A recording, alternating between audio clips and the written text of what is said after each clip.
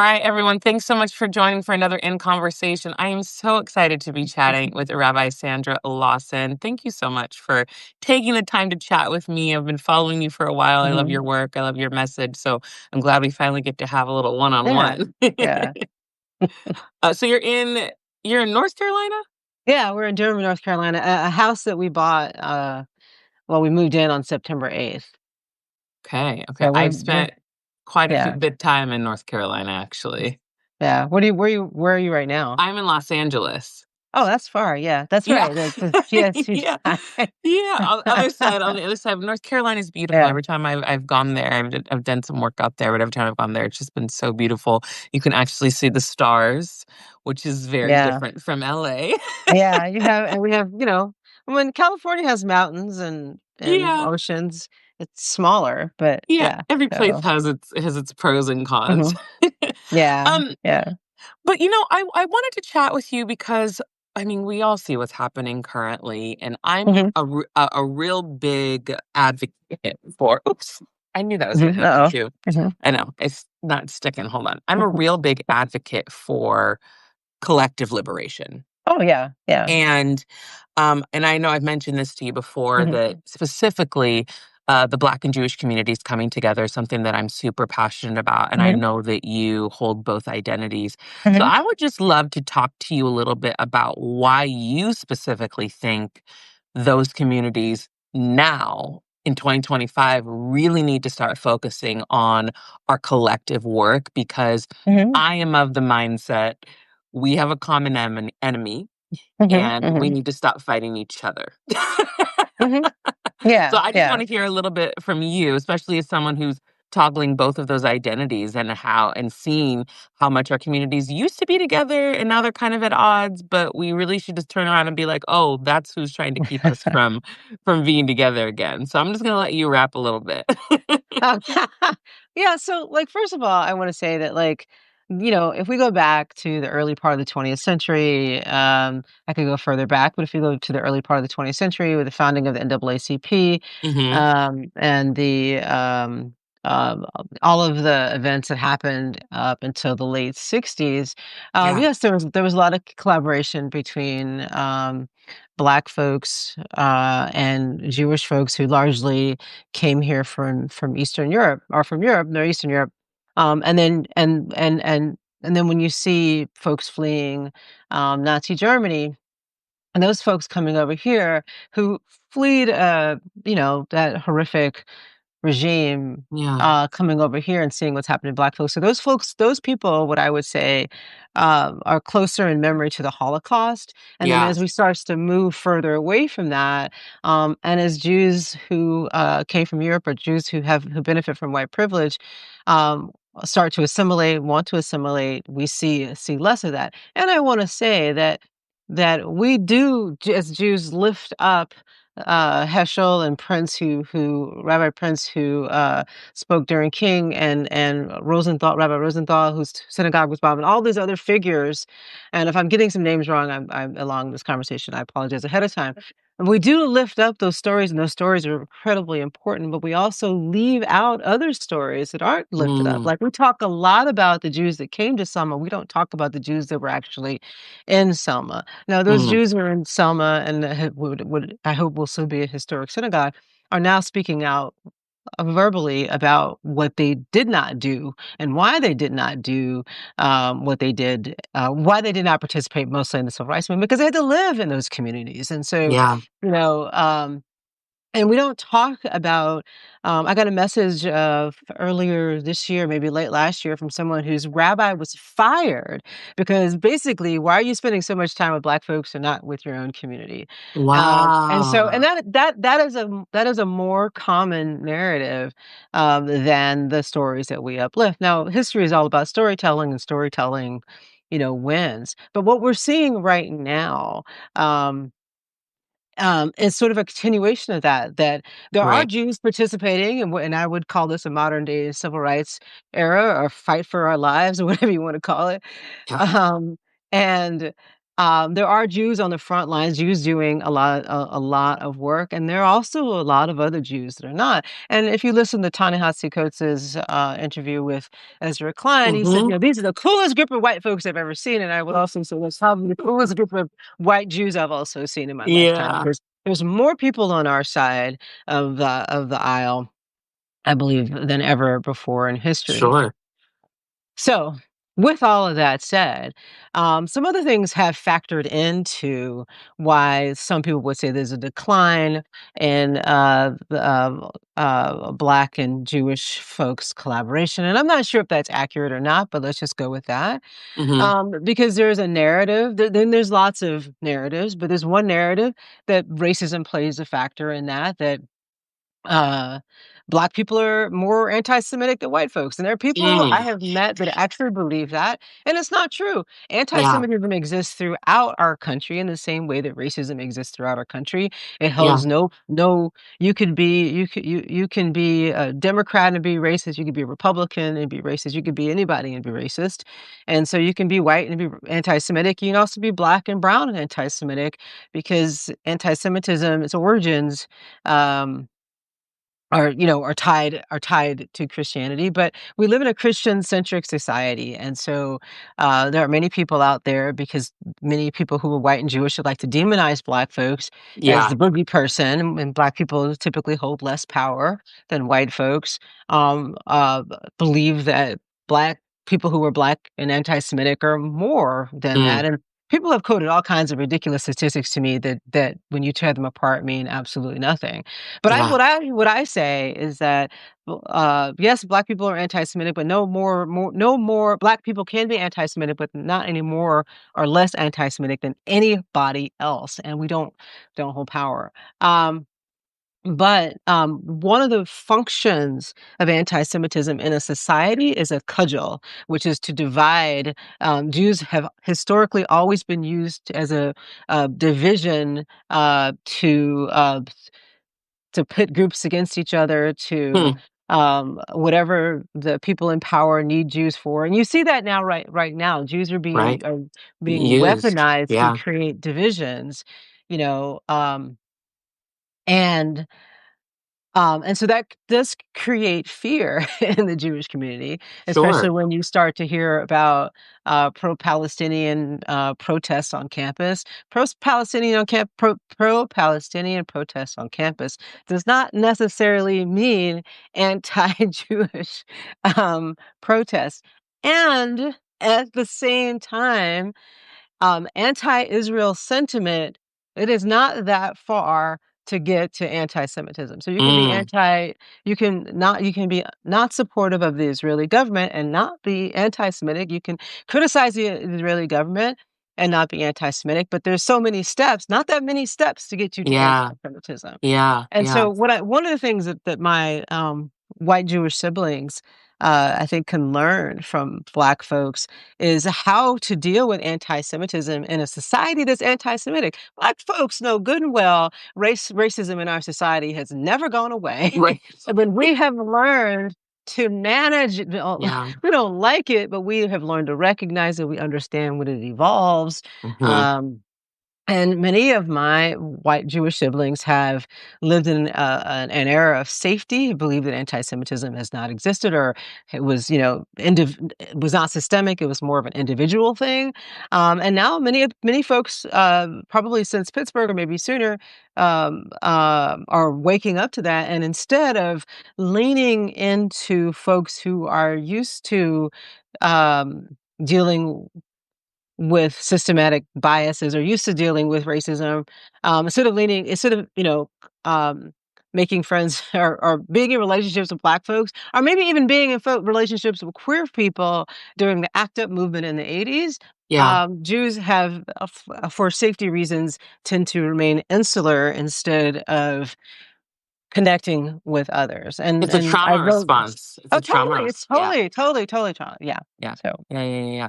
You know, there's a couple things that you said. I think that the problem that I've also seen is when it comes mhm, to specifically anti-Semitism and people mhm. saying, you know, Black people are anti-Semitic, or they're pointing to that one Oh, representative of the totally. Black community. And we tend to do that in Mhm. general. We Right, always right. find the worst representative of our group to Yeah, point to be like, see, that's what I'm saying. And I wish yeah, that we would ignore that aspect of, because there's bad apples in every community, right. right? Let's just be honest, right?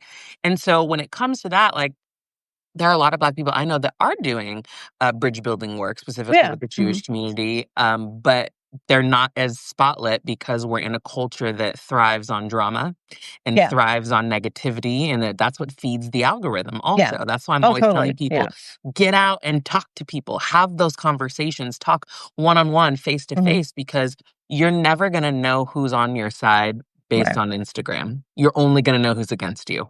You're Yeah, only going to know and who's social against you. media is the I was talking to some young college students this weekend, and who created their own Black Jewish student group, and Nice. there's a couple of Black Jewish folks in that group. And one of the things I said to them is, social media is the worst place to have a conversation. It is. I mean, you can start it, you can, talk, but it is, if you want to actually reach across difference, you need to pick up the phone or you need to go see somebody. It is not the best place to have complex conversations. Yeah, it's not. It's not. There's Yeah. one thing I wanted to have you follow up on, because I found it Mhm. very interesting, and I completely agree with Mhm, mhm. when you said that anti-Semitism, like the roots really come from Christianity. Yeah, yeah. As someone who I am a Christian, I've been Mhm, very progressive in my faith, and I know a lot about the anti-Semitism, but I'd love mhm, for you mhm. to share the origins of that. Yeah, so one of the best books I've ever seen, and it's thick. It's like got like biblical pages, like super thick. It's Constantine's Sword, and it was written, I believe, in the early '90s, maybe 2000. I'm not sure. I read it in the early 2000s by a former Catholic priest who I believe was in Boston. Um, And, he was he was he his priesthood was, like, around, like, the Vietnam era, and then his own story is weaving in the book, and it's really good, and so that book unpacks a lot of the anti-Semitism beyond the belief that Christians had of how Jews killed Jesus. And his whole Mhm, thesis is that the Catholic Church is responsible for anti-Semitism, and he mhm, backs it up with the things that he backs it up with. But, yeah, the origins of anti-Semitism completely start with the Catholic Church. mm, But just like racism has evolved over time, today anti-Semitism does not need to be connected to a religious theology. mm. Interesting. That's really interesting. I wanna pick up that book now. I'm like, Yeah. "Have I seen that? Yeah. Have I seen that book?" Yeah. Well, in his book, he doesn't talk about there's no such thing as anti-Semitism on the left or right. It was just anti-Semitism. And today Oh, yeah. Yeah. we have, and basically the anti-Semitism that mostly exists on the left, I would say, is not tied to a religious A theology. religious, sure, Right. sure. Yeah, yeah, yeah, yeah, sure. And speaking of how we're seeing it kind of across the board, and we're talking about the Mhm, horseshoe theory, which I'm sure you've heard of. mhm. You know, what do you feel like we need to do collectively to try and combat that? Because I feel like, one, like you said, people can't have conversations over social media. So, what are the next steps in order to figure out how to have this collective care and this collective empathy to combat anti-Semitism, to combat racism, Right. to fight step and stand up against the regime? I know it's a big question, Mhm, but mhm. everyone Yeah, has yeah. ideas that I think that are important. So I would love to hear what your views are on that. Yeah, so today today, I would say, tomorrow I might say something different, is that, we're um all we're so all there. We yeah, I switch know. daily. You have to. I get it. Um, so I really do believe this because I've had so many conversations with people because of social media. And I'm on social media, you're on social media, we've existed, you and I'm making a large assumption here, but we existed in a world before social media existed. And that's not true for some people today. Sure, sure. And but I've seen social media change, and Mhm, particularly when capitalism and money got involved. Now it's about keeping you on their platforms and the algorithms that find out what you like. Like today, my algorithm has a lot of bees and octopuses and animals. Oh, you Because went the whole apparently I nature started route. I know. right, right. I've done that. I've done that social media cleanse before. I know exactly what that is. Um, but our social media is designed. Again, I am not I'm not a scientist. I have no interest in understanding the deep workings of social media platforms, but I believe that they are, they are feeding us a narrative that we have less in common. Yeah. Yeah. That, you turn on social media and you see these weird things and like cats, people eating dogs or whatever that thing that Trump said, the immigrants were doing. I shouldn't say that because I don't want to spread that narrative, but, Right. um, and so people are like, what is going on? And so we're being told this narrative that, and also the news too, that we have less in common, Mhm. and the media and social media are not giving us complex narratives. Yeah. Um, and you have people out there telling stories or what they believe to be truths about Black people, queer people, and they don't know any of those people. Yeah. And Yeah. so, to tell you a story, during the previous Trump administration, there was this local bar, Susan, that my wife and I would go to after we worked out. The bar had to be right after the gym, so we'd go to the gym to go get a beer. And I remember this guy, like he was a nice man. He was coming off a work site, and he had all the symbols and flags that told me everything I needed to know about his politics, like all Right. of it. And he Right. came in there and everybody's like looking at him. And so I sat next to him. I started talking to him. I'm the only Black person in there. And then when he left, they were like, "How could you talk to him?" And I said, "Because everything that I was worried about was on his body. Everything that I Mm. was, worried about I already knew where he Yeah. was. So I wasn't going to start a conversation with him and then get smacked in the face with some kind of bigotry. So we could Right. just talk, we could just drink and have a beer." And he said, "I was a little worried coming in here, but you're really nice." I said, "Yeah." And I said, "I believe a lot of things would be solved if people just sat down and had a beer or whatever they like to do and have a conversation." And so I wasn't trying to change his politics, and he wasn't Right. trying to change mine. We just were two people sitting down. I don't know what we talked about, but we just talked. Yeah, yeah, it's all about the humanity, and I think Yeah. that I was reminded the other day, I don't know if you know this quote, but that Martin Luther King said that someone told a lie one day Yeah. about Black people, Yeah. right? And then they just Mhm, ran mhm. with it. Right. But Right. that specific sentence, "Someone told a lie one day," is Right. really how it is about everybody. Yeah. Yeah. You hear that one thing, and then you automatically create all of these narratives, you have Oh, this yeah. Yeah. fear, and you're just like, "Well, these people," and it's like, "Well, do you know any of those people?" Right. Right. No, But the you and just right. heard Yeah. something. Yeah, Right, yeah. and then whenever we dehumanize anyone in our society, what do we go to? We go to the bathrooms. Like, the bathroom is the thing, that is the most every human person has to relieve themselves, and when you take access to public restrooms where you were telling everybody that this person is less than human. They did it to Mm, Black people, they did it to queer people, they've done it now they're doing it done it with, now they're doing it with trans people too, like, how are you gonna tell somebody they it cannot was the use a public bathroom. restroom? Yeah, or You have deny to them prove water. Like, I think right. about I've told the story before with my dad because he grew up in Mississippi in Jim Mhm, Crow, mhm. born in 1944, and was getting gas from a gas station, and he went to Wow. a water fountain and had a gun pulled on him because it was the wrong water fountain, Right, and he was right. like, "I just spent my money paying for Yeah, gas, and I can't even get a drink of water right, right. because of the Yeah, color of my skin." Yeah, it's wow. when you think about buses before they were desegregated, we tell the story that there was like this white line, there was black line, but that line was movable on buses. So Mm, you could get on the bus and actually be behind the colored line, literally, and then more white people would come on, and then the thing would move. But they were paying money to sit on that bus, yeah, and sometimes kicked off the bus, or have to stand. At the end of the work, but they were paying the same amount of money as a yeah, white passenger. nothing different, nothing Yeah, and so different. when people say that they believe that if I make more money or more professional, that somehow I will be treated better. You might be treated better because of capitalism, but you're Yeah. still going to experience racism because racism has never cared about how much money you make. It Sure. may give you Sure. more access, but it's not going to make it may give you more access and closer proximity Mhm. to white culture, but it is not you're never going to be seen as whatever they think white people are seen as. Right. But I think that that's evident, like, for example, in the entertainment industry, Mhm, mhm. when you see Black artists or just people of color artists and athletes, when they start to speak up, they get the Oh, just shut up totally. and sing, just shut up and dribble the ball. Like, Right. we don't care what you have Mhm, to say. You're getting paid mhm. to Right. entertain me.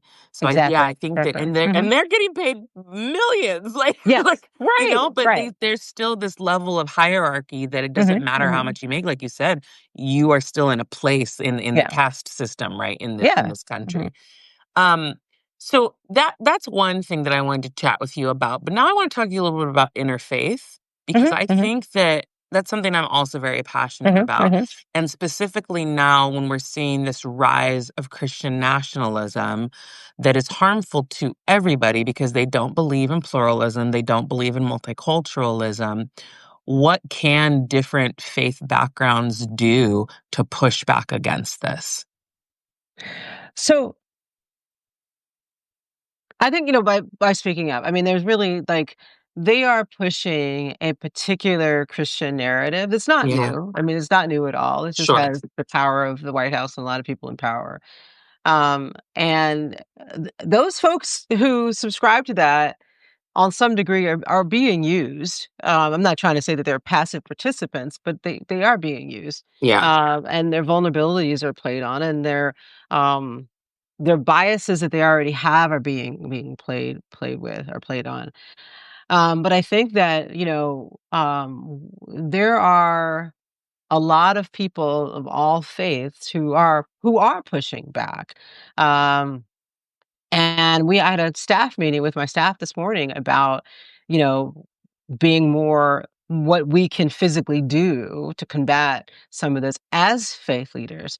Mhm. And um that, there's it's just that, I when I did not watch the Charlie Kirk funeral, but I've seen clips of it because I Yeah. live in the United States. Yeah. And there's it's sickening actually. And really Yeah. interesting is to see a lot of language, uses of things that came out of the Black experience being co-opted by white Mm. folks, Mm. and used, against us in a way.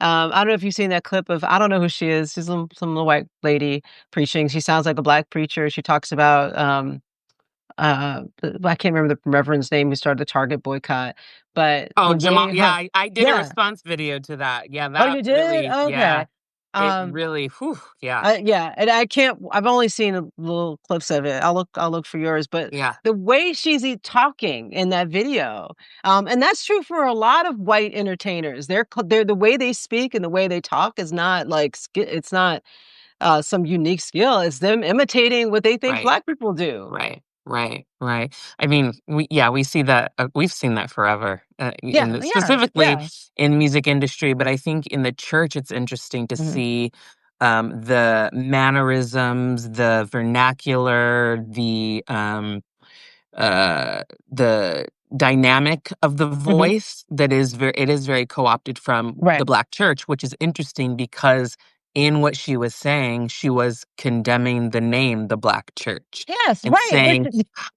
saying how, well, what is a Black church? We're not, we're one in the body of Christ. It's like, but do you even know the history of why the Black church was created? Right, and Which is does she what my even look at the response was. audience? Does she Yeah. even look at the audience she's talking to? No, and also Right. she's some I don't know how I don't know how old that person is, uh, and, but many of these folks say these things, and they not even don't even seem to be aware that there's no Black or brown people, or very few Yeah. Black or brown people in the room. Yeah. Because it's Yeah. so Yeah. because Yeah. Yeah. whiteness is so normal eyes, like, that's the norm. Something Yeah. odd is, a room full of Black people or brown Yeah. people. That's something to Yeah. be feared. Yeah, Yeah. yeah. It's I had somebody made that comment as well. It's like, Mhm. well, has she looked out into her congregation?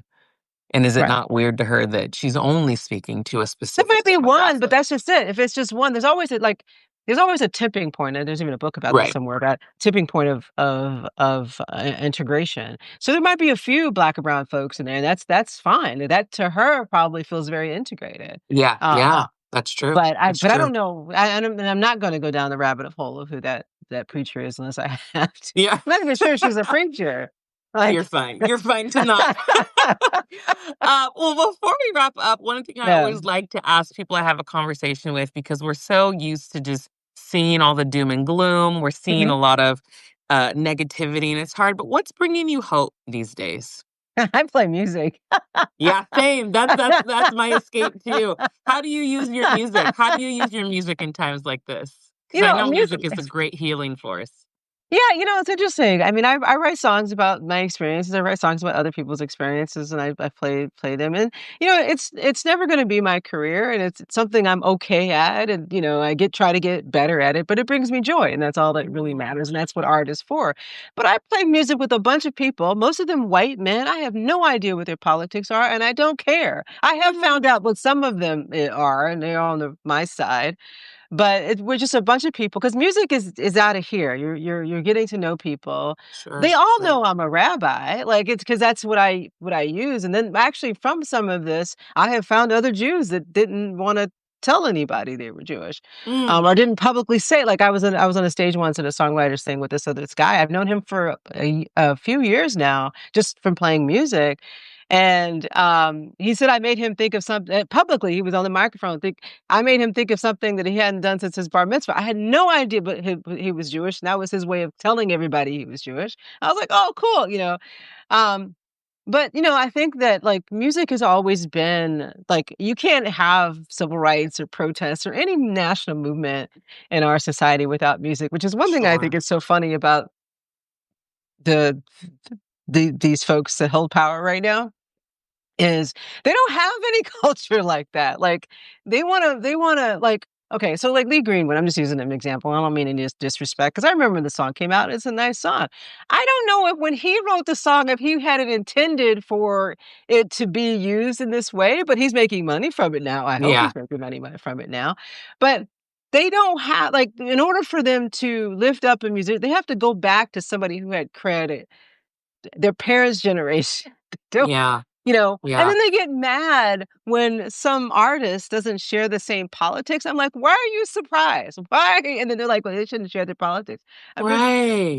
but what brings me joy is music. I like to talk to people. I like to talk Mhm. to young people, because I do feel like they might save us one day. Yeah. Um, I write a lot, as and you know this, and I'm fortunate that I have access and skills for creative outlets, and I can Yes. say the things I need to say in other ways without going nuts. And then I also go to the gym every morning and lift heavy things and put them down. And so that's that's the other thing. That's the thing. But you're also training in case Yes.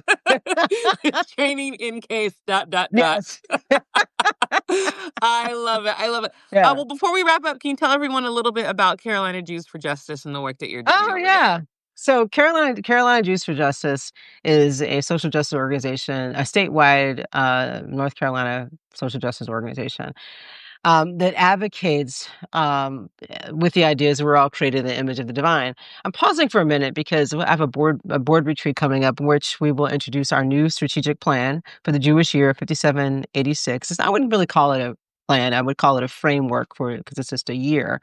I took this job in June, Mm, and been working to um, make a more concrete system so that we can grow, and then that the our new strategic framework for what we will be doing will be launching. So I really can talk about it, but we still will always advocate for uh, all folks in North Carolina. We just do it through Jewish values, and this particular historic moment has caused us to make some tweaks in that. sure. And we have a lot of interfaith partners, and Yeah, yeah. I love it. No, that's great. That's wonderful. I'll Yeah. definitely link that in the notes for this. Yeah, Thank you yeah. so much for taking Thanks the for having time to me. This was chat with me. fun. Yes, this was so Yeah. fun. We'll do it again Yeah. soon because there's not going to Alright. be a shortage of things to talk about. I So, know. all right. Thanks everyone for tuning in. Okay. Take care, Rabbi Yeah. Sandra. Bye. Alright, bye-bye.